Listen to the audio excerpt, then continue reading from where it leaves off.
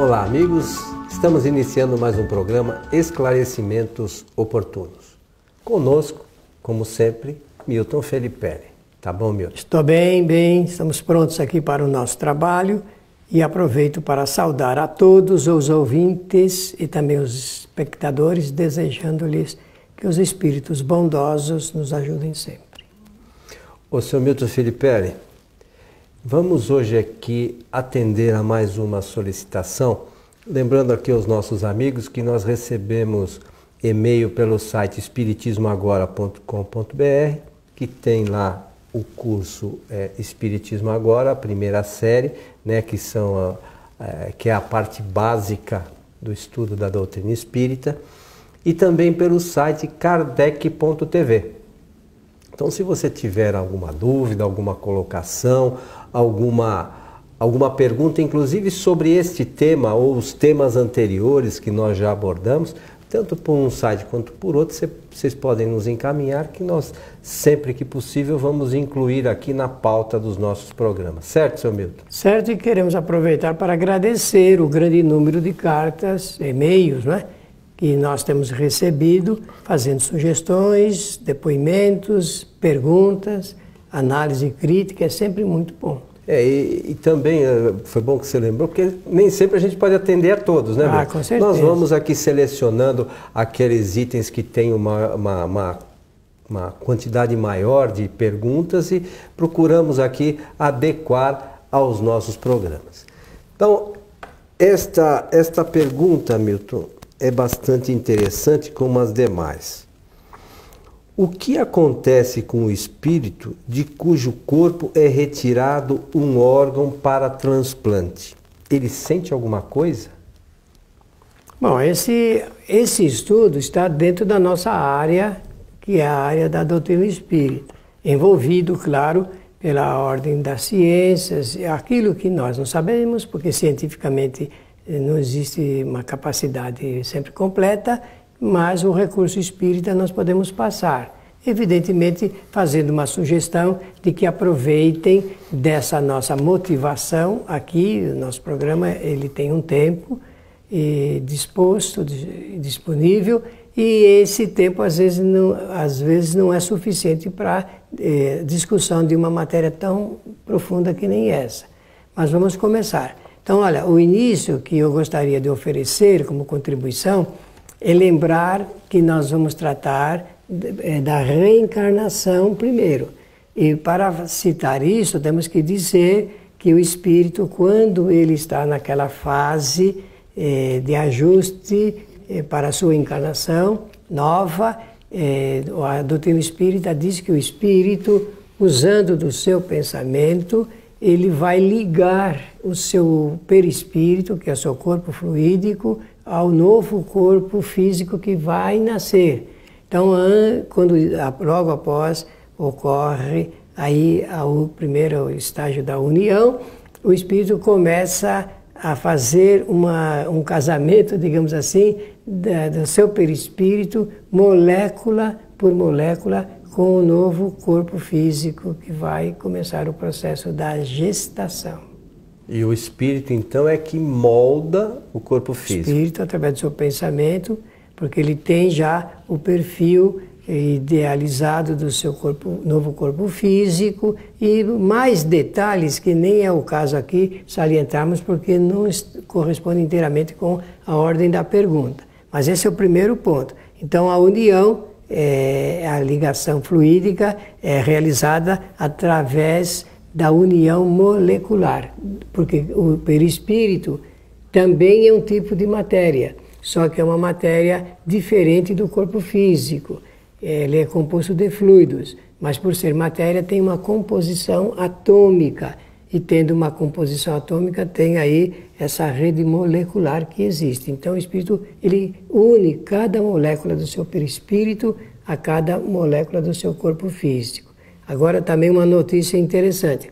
Para o espiritismo, quando há a desencarnação, então é separada cada molécula do corpo físico a cada molécula do perispírito. E aí, rompida essa cadeia molecular, o espírito então se liberta do corpo físico.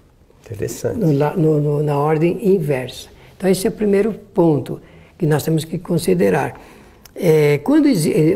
Exatamente por causa dessa ligação, é que nós podemos conferir aquilo que Allan Kardec escreveu muitíssimo bem. O perispírito, então, ele serve como traço de união entre o espírito e a matéria. Matéria que, no caso, é o seu novo corpo físico. Então, a pergunta é muito simples, a pergunta. A gente poderia até falar rapidamente, mas é preciso sempre oferecer algumas considerações para a pessoa raciocinar, para pensar. A pergunta diz assim, o que acontece com o espírito quando a retirada do órgão? Agora, depende do quê? Depende de nós entendermos do grau de evolução de cada espírito, da sua condição de aceitar ou não, no caso do doador, que seja retirado do seu corpo físico, aquele órgão, porque às vezes a pessoa tem conscientemente um preparo para dizer assim, não, eu quando morrer ou quando desencarnar, eu quero doar os meus órgãos. Agora, depende da condição evolutiva, moral que ele se encontra naquele momento da desencarnação. O espírito pode arrepender-se? Resposta, pode, dependendo desse estágio que ele se encontra, de compreensão. E também, o que vai acontecer com a condição empática entre o doador e a pessoa que recebe o órgão a ser transplantado. Eu vou pegar aqui um exemplo só do coração para ajustar. Seria necessário que essas duas condições fluídicas estivessem em harmonia? Esse é um detalhe interessante de se pensar.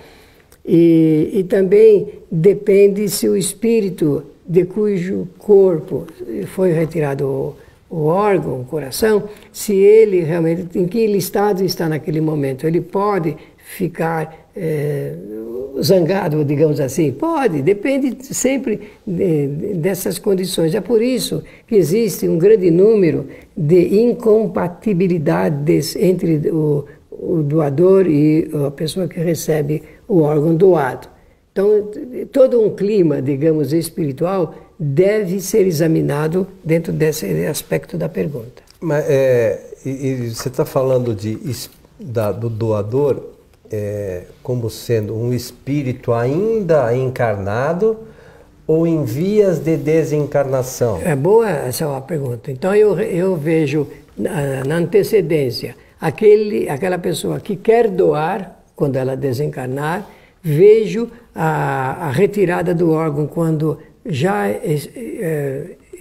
ocorreu a morte física dessa mesma pessoa e vejo outro estado de uma outra pessoa em que ela não disse nada se queria que fosse retirado ou não, mas a família deliberadamente autoriza e quer doar os seus órgãos sem considerar esses fatores espirituais. E é preciso considerar, porque se não houver uma perfeita harmonização e empatia entre o espírito de cujo corpo está sendo retirado com aquele que vai, o espírito pode ficar revoltado com os familiares, porque está sendo retirado do seu corpo um órgão sem a sua devida autorização. Interessante isso, né? Temos que pensar bem, né? Claro, até porque existem problemas ligados com as perturbações de ordem espiritual. Se ele está desequilibrado, desajustado, com certeza, não gostando dessa situação, ele pode gerar ali aqueles distúrbios de ordem espiritual. É bom a gente pensar. Então, quer dizer, dependendo da condição... E no caso do encarnado, eu quero doar o meu órgão para você... É diferente do caso do desencarnado? É diferente porque existe aí o fator predisposição. Quando a pessoa se predispõe conscientemente, ela favorece. A onda de ordem fluídica é bem favorável, não é? Agora, se ela rejeitar isso, estiver com algumas coisas que ainda precisa acertar, como pendência. Imagine uma pessoa que gosta tanto do corpo que não quer que ninguém nem chegue perto, quanto mais retire um órgão. Esse espírito ele vai ficar afetado por essa situação. Ele vai ficar. E ele pode realmente desestabilizar todo um processo e dependendo das ligações de pensamento que ele tem com a pessoa que recebe o órgão. Olha, eu vou repetir, dependendo das ligações de pensamento, ele pode se desestabilizar, se desequilibrar, inclusive. O espírito? O espírito de cujo corpo saiu o órgão para o transplante. Por falta de conhecimento, evidentemente, porque o órgão para ele não tem utilidade nenhuma, né? Mas existem espíritos muito agarrados às coisas da vida material, ao corpo, inclusive, pessoas narcisistas, pessoas que fazem culto ao seu corpo físico. Nós não vivemos hoje a era da ditadura aí das academias, devido à perfeição do corpo. Não cuida muito do espírito, mas quer que o corpo seja o mais bem arranjado. Então essas coisas podem perturbar o espírito, ele pode se sentir ofendido e ele realmente pode traduzir as cenas como de alta perturbação. Então quer dizer que, de um modo geral, a doação de órgãos tem que ser um ato de amor. Sempre, tem que ser. A gente vai terminar esse programa, esse nosso diálogo com isso. Nós teremos que tocar nesse ponto. Mas por hora nós temos que mostrar algumas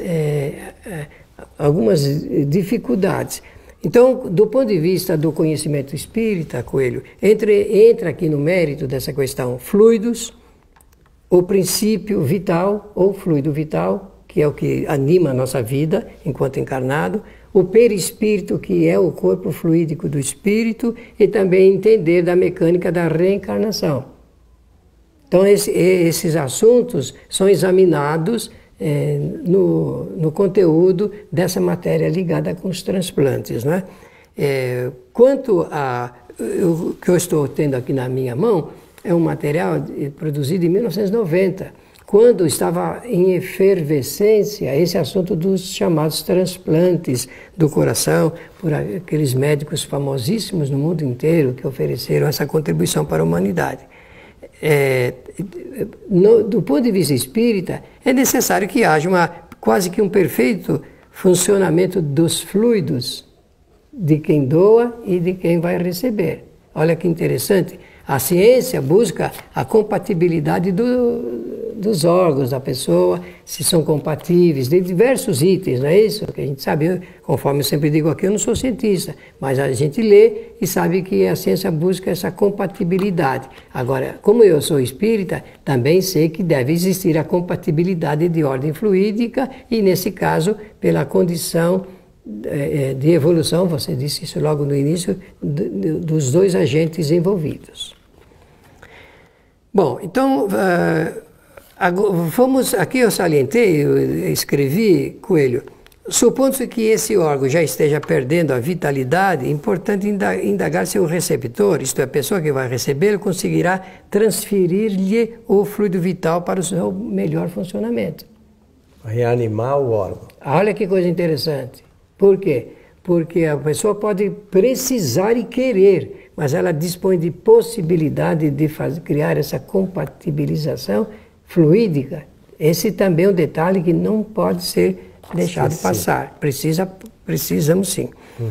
Como quando a gente retira um órgão físico de uma pessoa, olha, prestem atenção, por favor. Quando a gente retira, esse fato de retirar o órgão para levá-lo para essa experiência nova, não significa que vai afetar o perispírito. O perispírito não fica afetado pela retirada do órgão. Por isso está falando daquele que está desencarnando. É claro. Não, porque é natural, porque o perispírito é fluido. Isso, como é que vai mas afetar? Alguém poderá perguntar assim, mas como é que fica o perispírito? Fica com buraco? Não fica com nada, porque o espírito usa do seu pensamento e, portanto, da imaginação para confeccionar fluidicamente. E como é que ele faz isso? Só pensando. Não é pondo e tirando, consertando, arrumando, costurando, não é nada disso. Não, porque o órgão é matéria, não tem a ver com a matéria do perispírito. Não, nenhuma relação. São dois tipos de matérias distintos. Por isso que é bom falar, porque senão acende aí no imaginário popular essas ideias fantasiosas de que o perispírito tem os órgãos em funcionamento como a matéria. Não é assim que funciona. Aliás, eu sempre lembro aqui que, acho que é o capítulo 2 do Livro dos Espíritos, Kardec fala que no universo existe espírito e matéria. Isso, é o capítulo 2. O ser inteligente é o espírito. Matéria não pensa. Não pensa, não tem vida própria, ela só é um elemento de transformação que o espírito faz. Se utiliza enquanto encarnado. Isso. Então, é simples a gente notar isso. O corpo desencarna, o que sobrevive é o espírito.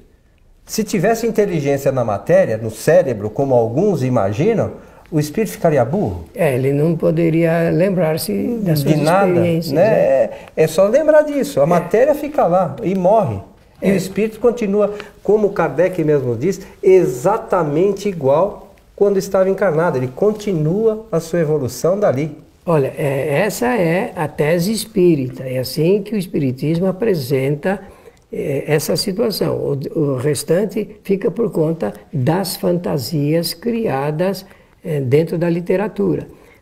Se alguém quiser informações mais detalhadas sobre isso, leia a pergunta 257 do Livro dos Espíritos. Isso. Nesse momento é que nós temos aí a tese espírita sobre as sensações, composição do perispírito e o que o espírito sente depois da sua desencarnação. Que é bastante interessante. 257 do Livro dos Espíritos. Bom, existem pessoas que estão prontas para doar, outras não estão tão prontas para doar. Existem algumas, inclusive, que proíbem qualquer tentativa de retirada de órgãos porque elas estão ainda voltadas para a referência que é a matéria, que é o seu corpo físico, e nós temos que aprender a respeitar. Existem pessoas que precisam de um órgão, porque a ciência mostra que sem um novo órgão ela não vai conseguir sobreviver. Eu disse ela precisa. Agora a pergunta é, está preparada para receber um órgão de um outro espírito que desencarnou? Essa é uma condição também para ser estudada. Então é sempre muito delicado a gente dar uma palavra definitiva como se fosse aquilo que pudesse harmonizar todas as ideias sobre a matéria. Nós fizemos, o nosso programa anterior falou da cura, lembra disso? Lembro, sim. Então, às vezes, também está relacionado, as questões morais também estão relacionadas nessa questão dos transplantes, não é isso? Com certeza. Existe espírito, por exemplo, que moralmente fica satisfeito, alegre em observar que o seu órgão está sendo retirado, que vai favorecer uma criança, um jovem, uma pessoa adulta, nessa possibilidade. Então, uma coisa... e há outros que, mesmo sabendo que para ele não vai ter utilidade nenhuma, ficam ali agarrados e criando embaraços e perturbações, e é por isso que existem vários tipos de rejeição. E tem, muitas vezes, sempre tem que tomar remédios para essa finalidade, mas às vezes o órgão também não é rejeitado mesmo, né? Talvez por conta disso. Pode ser. Porque, no fundo mesmo, um corpo ele é confeccionado para atender às experiências novas que o espírito irá realizar quando vai reencarnar. Então, esse é um detalhe que no quadro geral desse estudo precisa ser apontado. Ele é preparado para aquela nova situação. Mas nós estamos vivendo momentos em que nós podemos também criar condições para que as pessoas entendam aquilo que o Coelho mencionou hoje, que a doação, que o transplante, a doação, será um ato de amor. E é um ato de amor ao semelhante, porque não sendo mais útil a matéria para um determinado espírito, ela vai facilitar para que outro espírito possa realmente fazer bom uso dela. E o interessante, e eu observo nessas experiências, que quase sempre os espíritos estão mais ou menos na mesma linha das experiências da Terra. É muito curioso. Então, a reencarnação esconde aí, empana esses conhecimentos a maior, e um dia, quem sabe, a gente vai entender dessa mecânica com um pouco mais de cuidado. Meu amigo Milton Filipelli, Estamos chegando ao final de mais este programa Esclarecimentos Oportunos. Muito bem. Eu gostaria de disponibilizar esse roteiro que nós criamos em forma de transparência para apresentações de 1990. Eu penso que posso fazer aqui em nosso programa. Se alguém se interessar, é só escrever e nós remeteremos isso com o máximo prazer, máxima alegria. Existem poucos livros no meio espírita abordando essa matéria de maneira kardeciana, não é? Quase sempre com um pouco de extravagância aí das coisas do perispírito. Entendeu? A gente aproveita para então disponibilizar para aqueles que gostam de examinar. Eu lembro, já que você mencionou, e nós temos uma preocupação muito grande com essa questão do perispírito, e nós editamos de um amigo já desencarnado, que foi companheiro do Milton por muitos anos, o Rubens Policastro Meira, um livro cujo título é Atualidade de Kardec, o Perispírito.